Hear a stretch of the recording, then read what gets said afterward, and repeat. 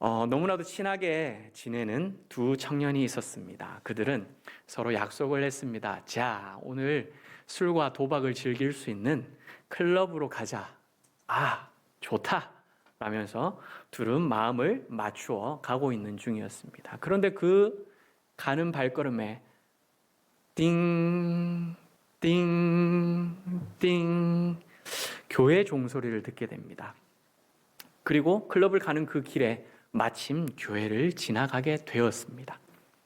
교회 앞에는 안내판이 있었는데요. 주일 설교 본문이 쓰여져 있었습니다. 죄의 삭은 사망이라는 설교 제목이었습니다. 네. 그 안내판을 보고 가던 청년 중에 한 명은 마음에 찔렸습니다. 아멘이라고 이야기를 해주신 것처럼 아하, 이래서는 안 되겠구나 라는 생각을 하고 친구에게 말합니다. 친구야, 우리 클럽에 가지 말고 교회를 가자. 예배를 드리자. 다른 청년이 단호하게 거절합니다. 무슨 소리를 하냐? 우리가 오랜만에 시간을 내지 않았냐? 사나이가 한 입으로 두 말을 하면 되겠느냐? 결심한 대로 클럽을 가자 라고 이야기를 합니다. 어떻게 되었을까요? 한 사람은 결국 교회로, 다른 한 사람은 결국 클럽으로 갔습니다. 그렇게 시간이 지나고 지나 30년의 시간이 흘러갔습니다. 초라한 감옥의 2층 끝방 한 범죄자는 신문을 보고 동공이 커졌습니다. 그리고 신문을 잡고 부르르 손을 떨게 됩니다. 22대 대통령 클리브랜드라는 아주 큰 글씨의 신문 기사가 실렸던 것입니다. 그 범죄자는 그 신문을 보면서 아하, 이 사람은 30년 전에 내 친구였는데 그는 대통령이 되고 나는 범죄자가 되다니. 그는 땅을 치면서 통곡했습니다. 교회 종소리와 설교 제목을 아멘으로 받으신 것처럼 그것이 내가 죄로 가는 그 길에서 돌이키도록 만드는 구원의 초청장으로 받은 사람은 대통령이 되었고 거절한 친구는 범죄자가 되었던 것입니다. 아니 목사님, 한 번의 선택이 인생의 이쪽 끝과 저쪽 끝을 가져온다라고 하는 것은 너무나도 논리의 비약이 심한 것 아닙니까? 라고 질문할 수 있을 것입니다. 네, 맞습니다. 그들의 한 번의 선택이 30년이 지나고 난 다음 30년 뒤에 그들의 삶의 결과를 가져온 것은 분명 아닐 것입니다. 그러나 그들의 삶 속에서 1년 지나가는 그 세월 속에서 매 순간의 작고 작은 선택들이 그들의 삶에 쌓였을 것이고 두 사람의 인생을 달라지도록 만들었을 것입니다. 사랑하는 여러분, 지금 내가 선택하고 내가 결정하고 내가 살아가고 있는 그 삶의 모습들이, 선택들이, 결정들이 내 미래의 인생을 결정해가는, 내 미래의 이야기를 만들어 간다라는 사실을 꼭 기억하시길 바랍니다. 우리는 매 순간 사소한 선택을 하면서 오늘 하루, 어제 하루를 살아왔고 오늘을 살아갈 것입니다. 여러분, 어젯밤 휴대폰을 내려놓고 빨리 잠을 잤어야 됐는데, 컴퓨터를 빨리 껐어야 됐는데, 저 TV를 빨리 껐어야 됐는데 라고 하다가 그것을 끊지 못하고 내려놓지 못하고 늦게선 잠을 잡니다. 그리고 아침에 알람을 맞춰 놓았지만 알람을 듣지 못하고 그냥 지나쳐 버리지요. 그러면서 아이고 또 오늘도 지각이네 라면서 지난 주간에 후회를 하셨던 분 혹 계십니까? 네, 웃으시는 분들은 네, 찔림이 있으신 거군요. 이번 주간에는 우리가 그렇게 살지 않기를 간절히 바랍니다. 네, 여러분 오늘부터 자격증 공부를 시작해야 되겠다라고 다짐을 하면서 오늘 할 게 많지. 아니야 오늘은 아닌 것 같아. 내일부터 시작을 할까? 아니 그게 아닌데 고민합니다. 그러면서 자, 오늘도 아니고 내일도 아니고 모레부터 시작하자라고 말은 하지만 그렇게 말하는 사람 치고 아직까지 시작 못한 사람들이 더 많다라는 사실을 우리는 알게 되지요. 사랑하는 여러분, 이렇게 피일차일 미루는 선택하지 말고 내일 당장 해야 할 것이 있다면 이번에는 미루지 않고 내일부터 시작할 수 있는 여러분들 되시길 바랍니다. 주일 아침에도 고민하는 분들이 계시지요. 네, 오늘은 교회를 갈까? 피곤하다. 피곤한데 가지 말까? 가야 될까 말아야 될까? 아휴, 그래도 가야지 라고 선택하시고 오신 분들, 오늘 하나님께서 놀라운 은혜를 부어주시기를 간절히 축복합니다. 그렇게 고민하시고 오셨습니까? 이처럼 우리는 수많은 갈림길 속에서, 수많은 선택들 속에서 그것들을 붙잡으면서 그것들을 내 삶의 요소마다 쌓아가면서 우리의 삶의 이야기를 만들어가고 있습니다. 사랑하는 여러분, 여러분들의 삶의 이야기를 지금까지와는 다르게 새로운 삶의 이야기를 만들어가기를 원하십니까? 새로운 삶의 이야기를 써내려가기를 원하십니까? 내 모습을 돌아보았을 때에 나는 말로는 아멘 아멘, 그리고 이렇게 살아야지, 이게 신앙이야 라고 말은 잘 하는데 몸으로 살아내는 신앙은 그렇게 따라가지 못하는 모습, 입술로 고백하는 신앙과 몸으로 살아내는 신앙이 일치되지 않고 있는 그 모습 속에서 하나님, 이러한 삶을 제가 청산하기를 원합니다. 사소한 선택이라 할지라도 지금 당장 구미가 당기는 맛 좋은 것을 선택하는 것이 아니라, 내 앞에 편안한 것을 따라 쫓아가는 것이 아니라, 내 삶에 꼭 필요한 것, 하나님 아버지께서 보시기에 기뻐하시는 것, 거룩한 것을 선택하는 그러한 삶을 살기를 원하시는 분들, 오늘 이 말씀을 통하여서 하나님 아버지, 내가 이제는 그러한 삶을 선택하겠습니다, 결단하는 우리 모두가 되기를 축복합니다. 그때에 하나님께서는 우리 삶 속에서 사소한 것 하나하나 결정하는 그 선택들, 그 결정들을 통하여서 우리가 생각지도 못한 하나님의 방법으로 내 삶의 위대한 이야기들을 하나하나 만들어 갈 것입니다. 성경에 나오는 다니엘이라는 인물을 여러분들 알고 계시지요. 하나님께서는 그 다니엘을 통하여서도 그러한 일들을 펼쳐가셨습니다. 다니엘 이야기에서 여러분들이 잘 알고 있는 가장 유명한 것은 무엇입니까? 아마도 배고픈 사자굴 속에 던져졌다가 살아남은 그 다니엘의 이야기가 아마 유명할 것입니다. 어린 다니엘이 포로로 끌려갔을 때는 바벨론의 느부갓네살 왕 때에 있었던 일입니다. 한 15살쯤이었습니다. 그런데 다니엘이 사자굴 속에 던져졌었던 그때는 바벨론을 정복한 메대라는 나라의 다리오 왕 때의 이야기입니다. 자그마치 나이가 80이 넘어간 그때의 이야기입니다. 사자굴에 던져졌던 다니엘은 어린아이의 다니엘이 아니라는 사실이죠. 나이 많은 할아버지와 같은 그 다니엘이 던져졌던 것입니다. 왜 그렇게 던져졌느냐? 바벨론을 무너뜨린 다리오 왕은 새로운 제국의 조직을 정비하고 효과적인 통치를 하기 위하여서 시장과 도지사와 같은 그러한 총독들을 120명을 뽑아 각 지방에 통치하도록 만들었습니다. 그리고 그 120명 위에 총리를 3명을 뽑는데요, 그 중에 하나가 다니엘이었습니다. 당시 다니엘은 나이가 80이 넘었음에도 불구하고 아주 총명하고 120명의 총독들과 다른 2명의 총리와는 비교할 수 없을 정도로 탁월한 능력을 가지고 왕을 섬겼다고 성경은 기록하고 있습니다. 이러한 다니엘에게 다리오 왕은 나라 전체를 맡기고 다스리는 첫 번째 되는 사람 삼아 주셨던 것입니다. 자신 위에는 누구가 있었느냐? 다리오 왕 외에는 없었다는 것입니다. 그런데 다니엘서 전체를 보면 다니엘은 이 다리오 왕 때만 높임을 받았던 것이 아니라 때때마다 왕들이 바뀌어질 때마다 늘 인정받고 높임을 받았다라는 것을 알 수 있습니다. 먼저 바벨론의 느부갓네살 왕 때의 일입니다. 다니엘 2장 48절 49절의 말씀을 함께 읽어보겠습니다. 시작.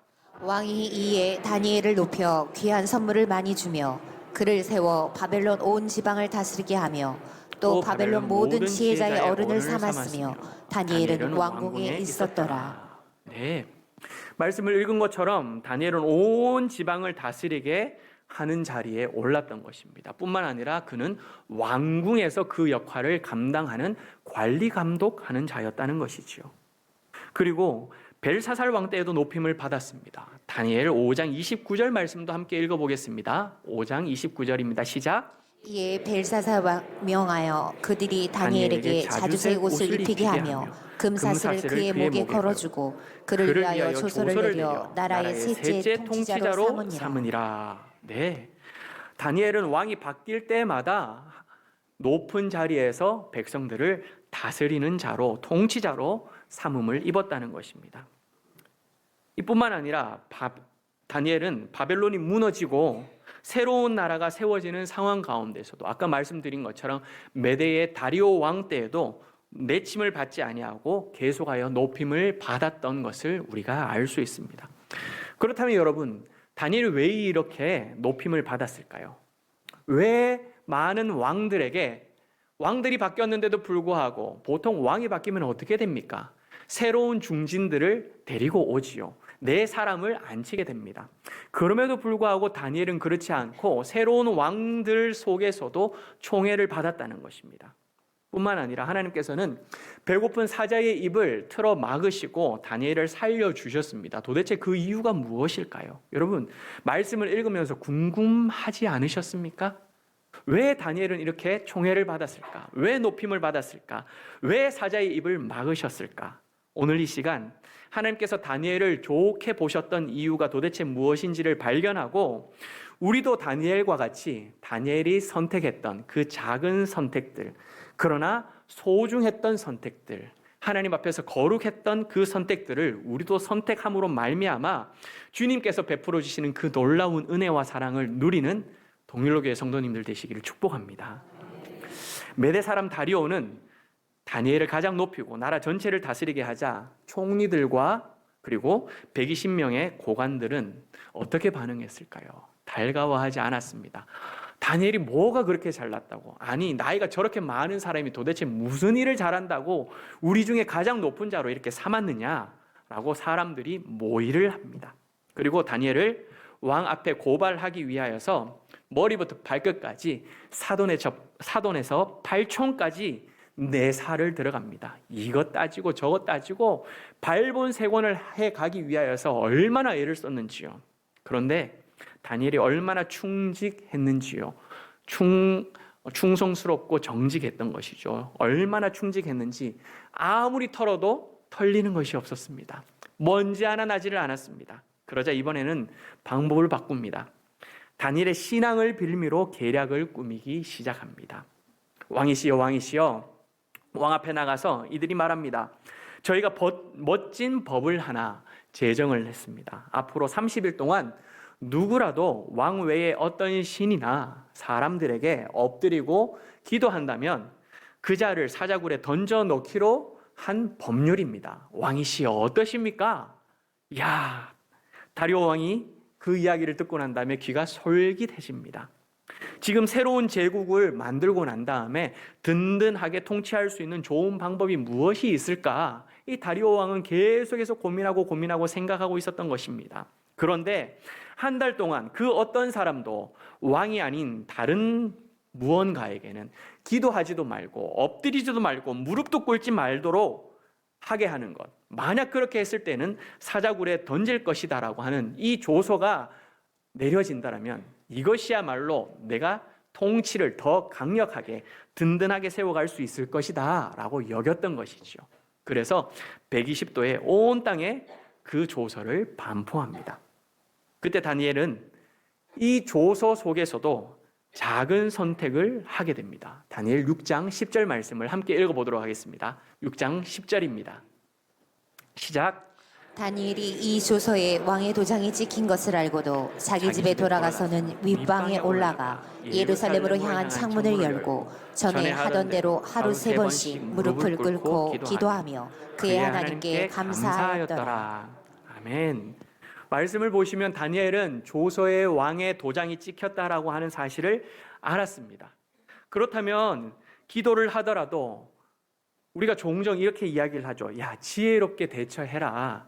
지혜롭게 기도를 해라. 괜히 예전에 하던 대로 하다가 큰일 나면 어떻게 되냐. 너 몸도 잘 사려야 되지 않겠느냐라고 우리는 지혜롭게 대처하라는 말들을 많이 합니다. 우리도 살면서 그런 이야기들을 많이 하지 않습니까? 야, 서로 싸워봐야 너한테 도움 될 거 없어. 지혜롭게 잘 해. 그러면 너도 당하지 않고 상대방도 괜히 기분 나쁘지 않을 수 있지 않냐. 지혜롭게 해. 우리가 살면서 지혜롭게 하라는 말 많이 하지요. 이처럼 다니엘에게도 지혜롭게 대처해, 지혜롭게 기도해 라고 말할 수 있을 것입니다. 그렇다면 여러분, 지혜롭게 대처하고 지혜롭게 기도하는 것은 어떤 것일까요? 다니엘이 말씀을 보면 윗방에서 기도를 했다라고 이야기를 합니다. 그렇다면 지혜롭게 기도한다라는 것은 아랫방에서 기도하면 될 것입니다. 윗방과 아랫방은 어떤 의미냐? 윗방은 사람들이 다 볼 수 있는 곳입니다. 그러나 아랫방은 감출 수 있다라는 것이죠. 아니, 윗방에서 기도한다 하더라도 지금 다니엘은 문들을 전부 다 열어놓고 기도를 하고 있습니다. 그런데 그 문을 닫아놓고 기도한다면 사람들이 볼 수 있습니까? 아닙니까? 못 보겠지요. 그렇게 하는 것도 어찌 보면 지혜로운 대처법이라고 할 수 있을 것입니다. 그것도 아니라면 전에 하던 대로 3번씩 기도하던 것들을 멈추고 오히려 사람이 볼 수 없는 새벽 이른 시간에 일찍 일어나서 기도를 하거나 아니면 사람들을 피하여서 모두가 다 자고 있는 밤 늦은 시간에 기도할 수도 있었을 것입니다. 이것이 우리가 말하는 이게 지혜로운 방법 아니겠느냐, 피할 수 있는 길을 아니겠느냐라고 우리는 말할 것입니다. 하지만 다니엘은 우리가 말하는 지혜롭거나 고상한 방법을 선택하지 않았습니다.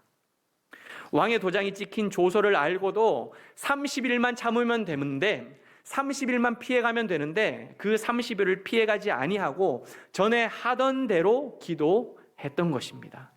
다시 말해서 다니엘이 10대 중반에 바벨론에 끌려왔을 그때부터 80이라는 나이가 넘어가는 이날 이때까지 세월이 흘러 한 나라 안에서 임금이 바뀌거나 심지어 나라의 주인이 바뀌는 그런 상황이 있다 할지라도 다니엘이 변함없이 한결같이 그렇게 문을 열고 하늘을 우러러보며 하나님을 향하여 기도했던 그 방법 그대로 그것이 작은 일이라 할지라도 하나님 앞에서 거룩한 것이었기 때문에 그 기도하는 것을 선택했다는 것입니다.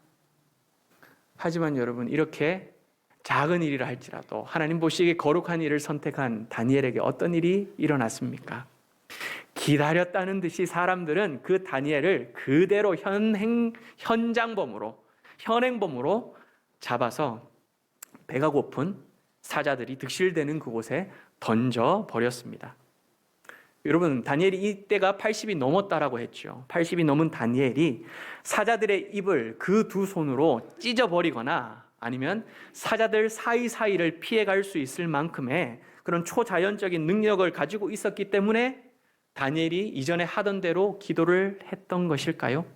아니면 이인자인 자신만은 예외를 시켜줄 것이다 라고 생각했기 때문에 내가 다리오 왕 바로 밑이야, 내가 2인자인데 나는 예외를 시켜주어야지 라고 하는 그 마음을 가지고 있었기 때문에 전에 하던 대로 기도를 했던 것일까요?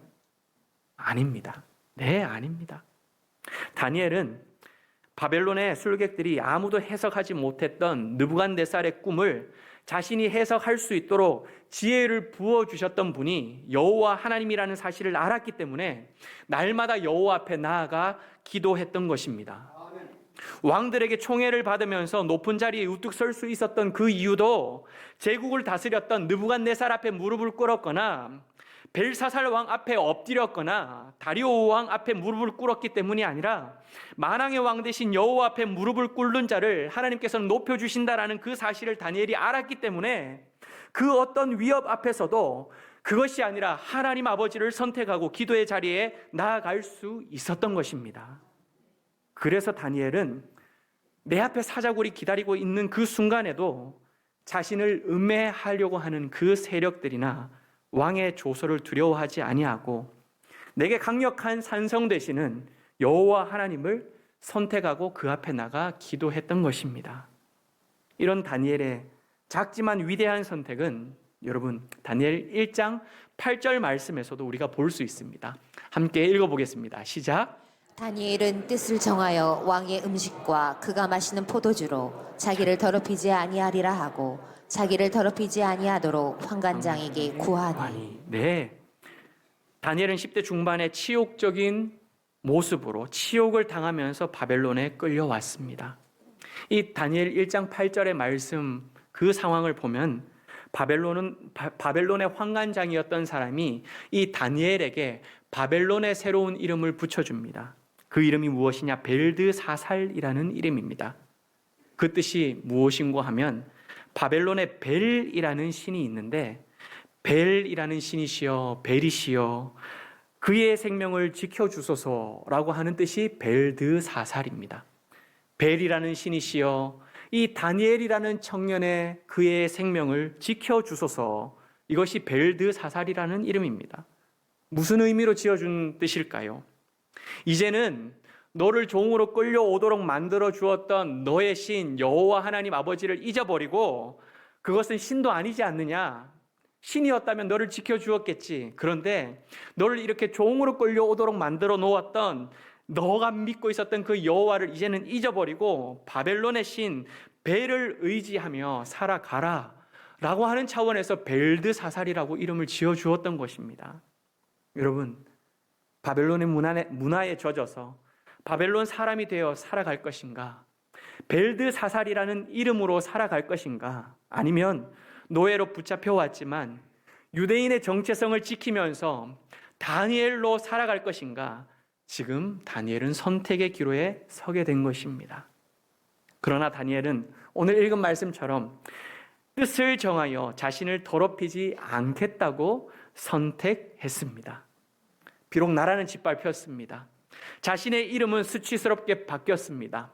너무나도 인생은 비참한 그런 상황으로 떨어지고 말았습니다. 나를 둘러싸고 있는 그 모든 환경은 하나님을 예배할 수 있는 그런 상황이 아니라 할지라도 이 다니엘은 하나님을 향한 내 마음과 그 신앙을 끝까지 지키겠다고 결정했던 것입니다. 이것이 바로 다니엘의 작은 선택이었지만 하나님 보시기에 위대하고 거룩하고 아름다운 결정이었다는 것입니다. 그러자 어떤 일이 일어나게 되었을까요? 9절 말씀을 함께 읽도록 하겠습니다. 시작. 하나님이 다니엘로 하여금 환관장에게 은혜와 긍휼을 얻게 하신지라. 아멘. 다니엘의 선택을 하나님께서는 기쁘게 여기시면서 다니엘로 하여금 환관장에게 은혜와 긍휼을 얻게 하신 줄 믿습니다. 오늘 말씀을 들으시면서 여러분들은 무엇을 선택하고 어떤 결정을 하며 하루하루를 살아가시기를 원하십니까? 내가 오늘 내리는 선택은 내일 내가 들려줄 내 이야기와 내 인생이 됩니다. 다니엘의 선택과 다니엘의 결정과 다니엘의 삶은 하나님 앞에서 매 순간 예배가 되었다는 것입니다. 우리가 살아가면서 선택하는 모든 결정도 하나님과 세상과 교회와 우리 가정 앞에서 예배가 될 수 있기를 간절히 바랍니다. 오늘 말씀을 듣고 난 다음에 지금부터 하나님 아버지, 지금부터 내가 하나님을 선택하는 걸 붙잡겠습니다. 내가 지금부터 하나님께서 기뻐하시는 삶을 선택하겠습니다. 내가 지금부터 하나님 앞에 거룩한 삶을 내가 살아가겠습니다. 이렇게 결정하고 다짐하고 선택할 때에 앞으로 우리가 살아가는 그 세상 앞에서 우리의 인생은 바로 최고의 예배자가 되어질 것이며 우리의 인생을 하나님께서는 그 순간순간의 선택들이 쌓이고 쌓여서 우리의 인생을 위대한 이야기로 펼쳐가 주실 것입니다. 그 놀라운 삶의 이야기의 주인공이 되는 우리 모두가 되기를 주님의 이름으로 간절히 축복합니다. 그 마음을 가지고 하나님 아버지, 오늘 이 시간 다니엘이 어떤 상황 속에서도 주님을 예배하는 것을 선택했고 주님을 높이는 것을 결정했던 것처럼 주님, 내 인생 속에서도 내 삶 속에서도 주님을 찬양하는 것을 제가 결정하기를 원합니다. 내 영혼이 확정되고 확정되어 내 믿음의 눈을 들어 주님을 바라보며 주님을 찬양하는 삶을 살게 하여 주시옵소서. 그렇게 고백하는 우리 모두가 되기를 간절히 소망합니다.